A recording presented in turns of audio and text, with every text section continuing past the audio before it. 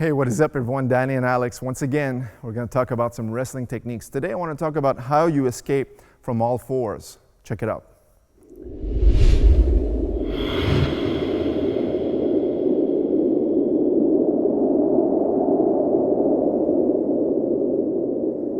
All right, so in wrestling, one of the common positions when they reset you will be the referee's position, all right? Meaning that he's going to be kneeling, his hands are on the ground as such, and the wrestler behind him is not allowed to latch his hands together. So for example, I'm not allowed, of course, to go like in Jiu-Jitsu with a seat belt in any direction. I'm not allowed to hold his waist with two arms. I have to have one around the waist, and the other one has to be behind the elbow as such. All right, so this is a common reset position, if you will. So sometimes, even if you do mixed martial arts or Jiu-Jitsu, I like to incorporate that drill into our sessions simply because now it gives a fair advantage to drill some positions to escape. So the first escape we're going to look at, if I'm behind him as such, now what's going to happen, as I'm holding here at the waist, the other one's going to be latching on in this fashion, right? A C grip right behind the elbow. Now Alex has to learn to stand back up and escape. So the first thing he wants to do is get into a proper position where he could stand one leg up, but also latch and escape this, all right? So go from here. Now I can't control that elbow. Now, the common reaction is gonna be for me to drive up. He's gonna lean onto me to bring the weight up across, bring the hand behind him, and now turn to face me, all right? And that's the first escape we're gonna look at. Let's do this one more time. So here, in this position, he goes, one, as I stand with him, and now he can turn. And sometimes we can turn facing from the inside or sometimes from the outside as well. All right, the second variation we're going to look at is, this time, I'm going to hold on to his ankle as such. All right, so as I'm leaning onto him here, I want to lean onto this. So if he tries to stand up, it's not going to work. I'm just going to drive him forward and break his posture.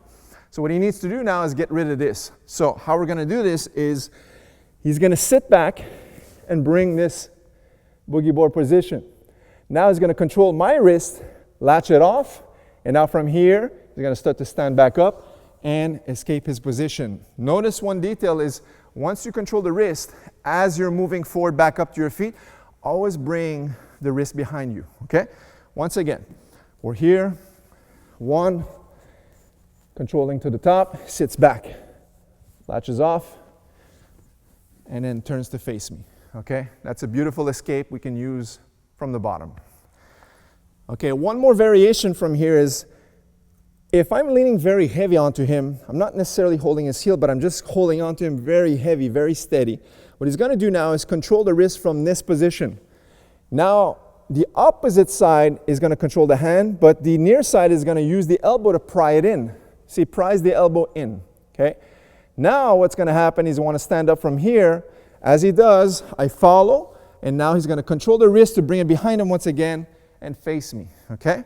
Let's watch this one more time.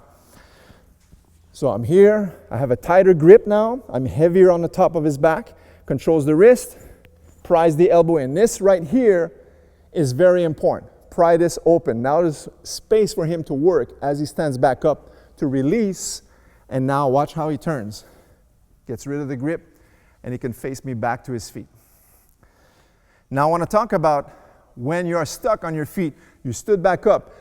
One thing is, if you're kneeling, I can't hold your waist. Once you're standing, now I can, all right? So if you stood up and a guy's holding you here, now he's gonna go either wrist control or gable grip. This is very common, more the gable grip, and this is what we're gonna cover now. What happens here, if Alex doesn't have a good posture, I'm gonna be moving him forward, he's gonna fall on all fours, and now I'm gonna get an advantage position or even step across here to push him back. If he stays right in the center, I'm gonna be raising him off to take him down to the mat as well. So what he needs to do is control his grip, get a nice base, but also create a nice angle as well. So the angle he's going to choose to do is bring my grip towards his waist, right at the hip bone, all right? So now he can easily work to break that grip, get it off, and move away so you can face me once again for a more defensive posture. So let's look at it one more time. So we're here, I have this grip, all right? Whichever grip you want to use, and now Alex is going to choose the grip.